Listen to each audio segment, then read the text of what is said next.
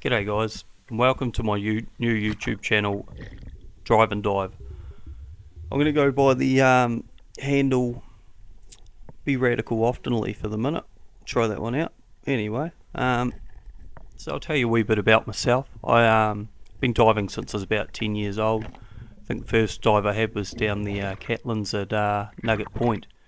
And I must have seen probably up to 100 powers in the water. It was my first real dive amongst power and the likes, and yeah, it really got things going. I was just instantly hooked. From there I've had, I don't know, I'm still fairly amateur.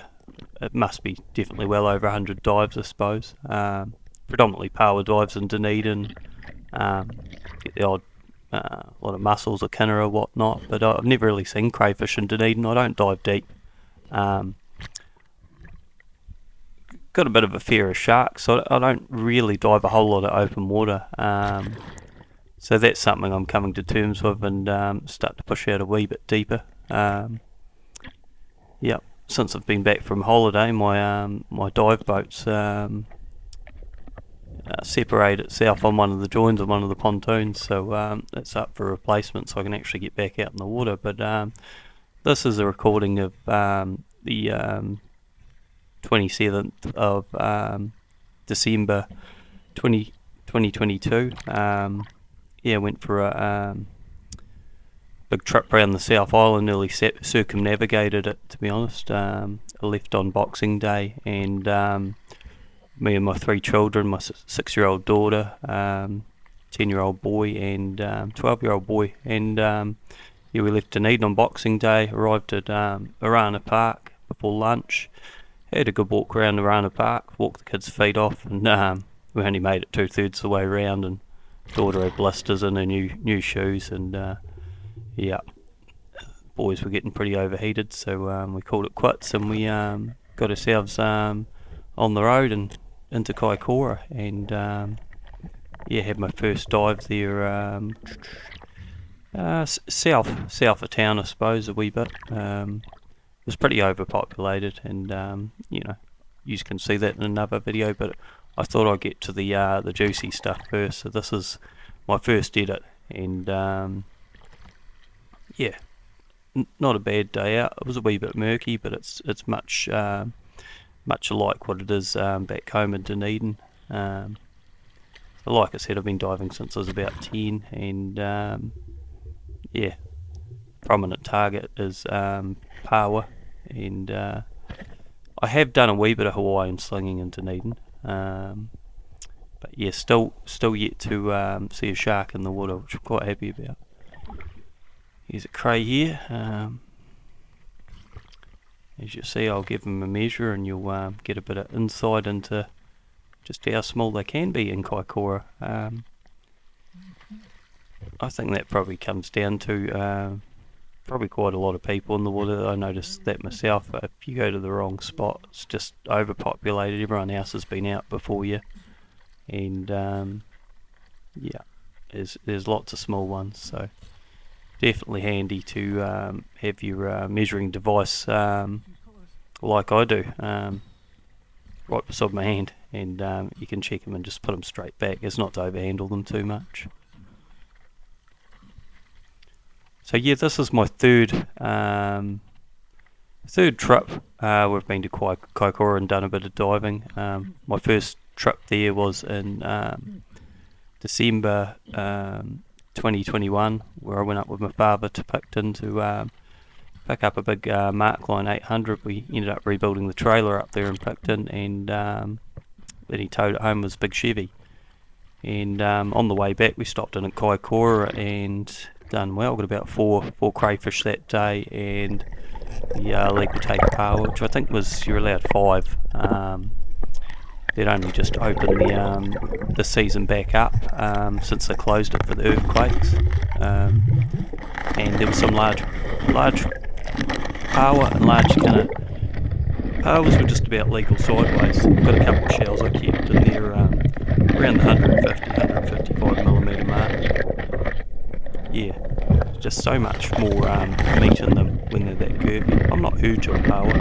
I probably usually only eat one myself. Actually smash her up, make her nice and tender, and then cut her into wee strips and fry her up like crispy bacon or the old cream power. Something one of my cousins put me onto in recent years. It's not bad. Yeah, what else can I tell you? So yeah, I went to flew up to Auckland in January 2022 while the 3-month power season was still open, and on the way back through from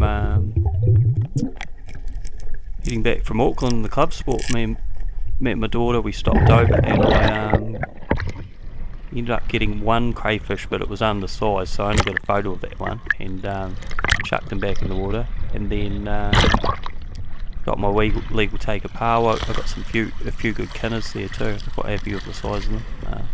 Bought some back for a multi-mate of mine, Jaden. He's pretty happy. Nice creamy ones, big fat boys. And yeah.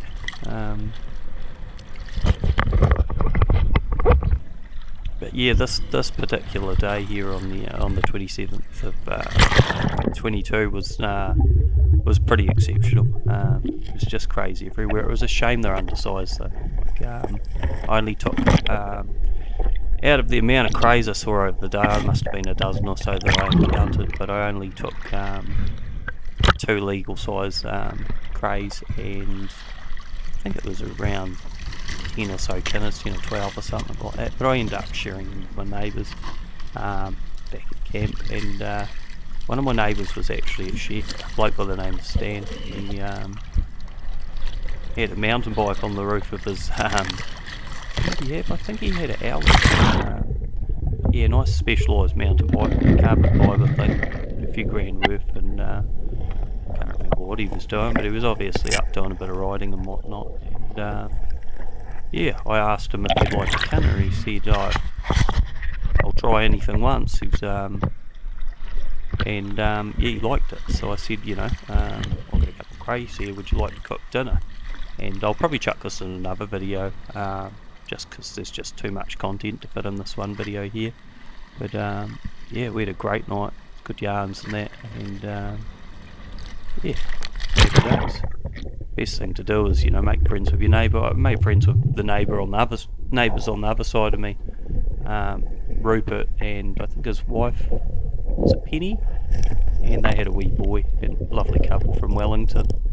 And yeah, we ended up giving them a half a cray as well, and we all sort of had half a cray each. It was pretty good. Yeah. I think that's the big thing about seafood. I don't need a huge intake of it. I enjoy sharing it, and I enjoy getting it. To me, getting underwater, it's a whole new world. It's like being in outer space, and it doesn't matter how many times I do it, never gets old. Get out there and do it yourself, guys. If you haven't done it yet, it's not hard to get yourself a basic dive set up, even just a snorkel and face mask, and yeah, explore that new world.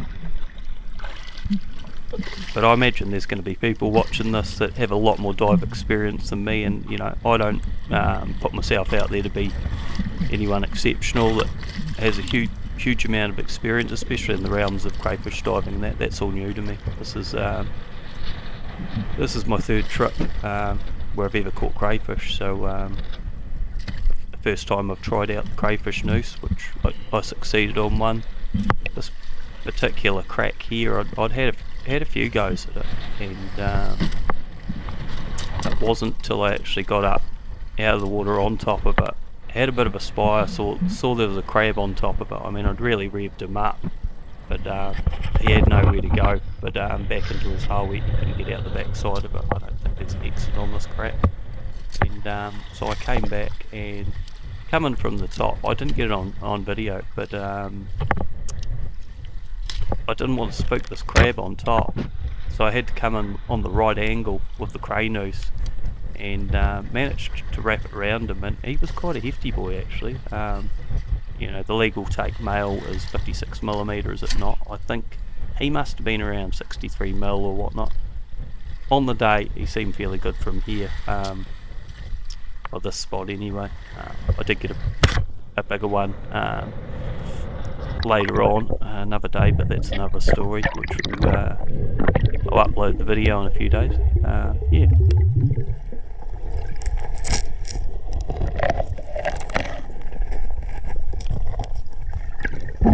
Just a wee kinda. They weren't huge here, but yeah, there's actually 3 of them there. It was a good grab.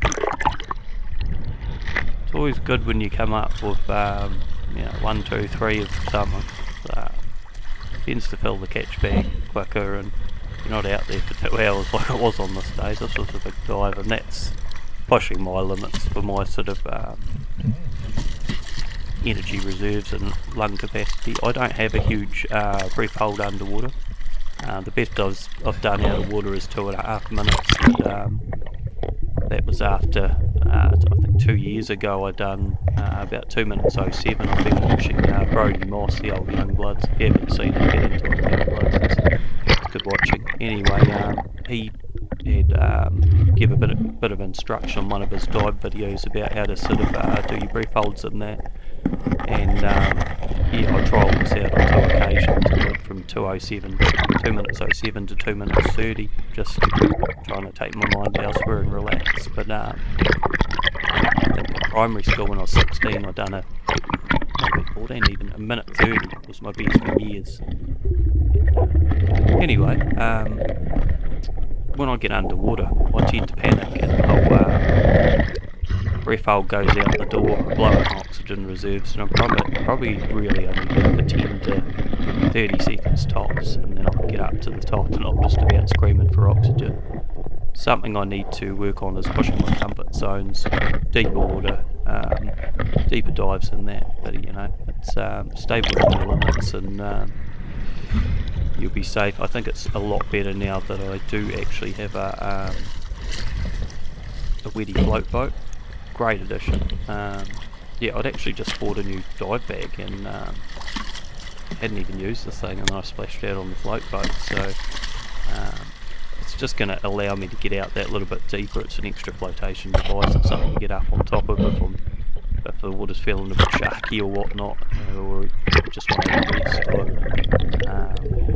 Also too, I was getting to the point in time, especially if I was getting kinna and mussels and part, and you know, big fat power, and that the catch bag can get quite heavy, and I think I might have had too much lead on other occasions, and the whole lot of it, and just, you know, diving too long, blowing out the energy reserves. I was getting to the point where the catch bag was just about dragging me to the bottom at times, and it's not a good thing. So there's a lot more security with the float boat, as well as being able to take the cray noose and the spear gun, which I'm still yet to trial. Father got it for me for birthday or Christmas a year or 2 ago, and I'm still yet to trial it out. Mary fella I met, Kelly, at South Bay, the day or 2 after this dive, he actually had a go, and I think he sunk it into, must have been bass or whatnot. After he hit it, he worked out it was the wrong species, so he threw it back. But so his actually shot a fish this time, but not by my hand.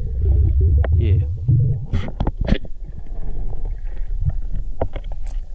Yeah, this recording's just off the top of my head. I haven't written any notes or anything. I actually done a recording before, and the microphone volume was too low because I wasn't holding it up to my mouth. I'm just using a cheapie at the moment. The sun's one, so better one in the not too distant future. But yeah, hopefully this works for the minute. I'll just find out soon. It's a bit of a murky day at Kaikoura, not the worst day though.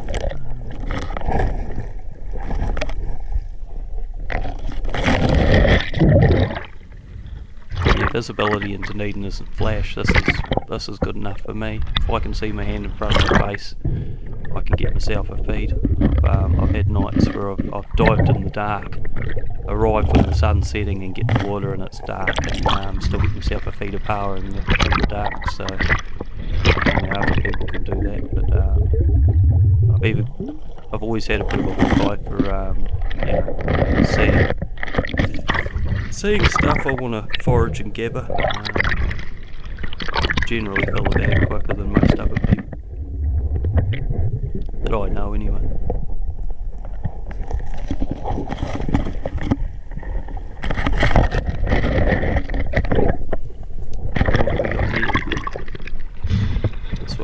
measure.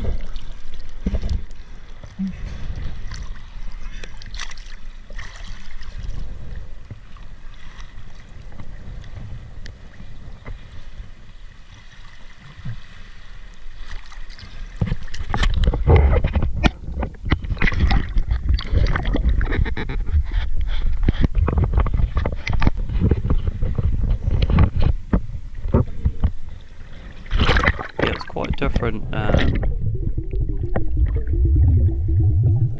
seaweed and sort of reef structure in Kaikoura than what used to be on there. Quite enjoyed it. There is a lot of this small seaweed around, and it can be quite annoying because really gets in your way and even wraps around your GoPro mount and that.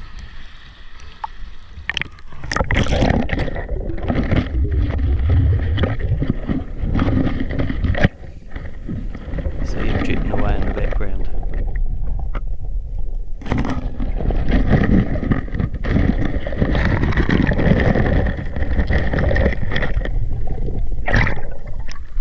This may just be the second occasion I've ever pulled up 2 crays on the one breath.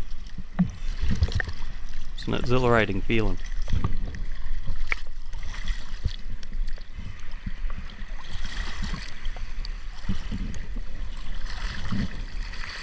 But it's only worth it if they both measure up, as I say.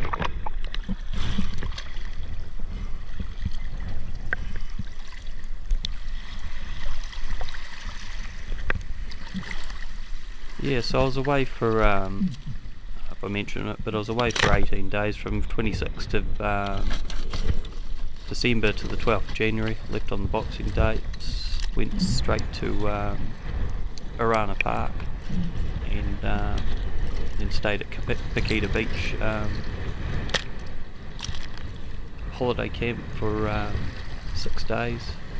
From there, New Year's Eve, I headed to Nelson, stayed 5 days at Tahuna Beach Holiday Park, and then I spent one night in Greymouth at a motel. So nice after you know, nearly a couple of weeks staying in a tent, sleeping on a single mattress with my 6-year-old daughter, and then the 2 boys were on a double year bed.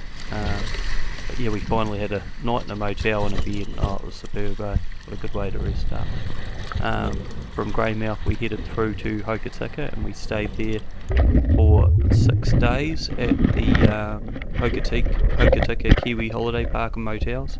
Absolutely superb facilities. They're only about 4 years old. I couldn't recommend them anymore. Spent a lot of the time just not using my facilities and just cooking in their kitchen, all the pots and pans and cutlery and plates and bowls and that sort of provided, and good fridges and good washing machines and dryers, nice showers and toilets. Yeah, really. The kids didn't want to leave. They were the only place that had decent Wi-Fi too, funnily enough. But yeah, everywhere I went seemed to have an airport. There was an airport right beside, and every day there'd be planes flying over. It was quite interesting. Yeah.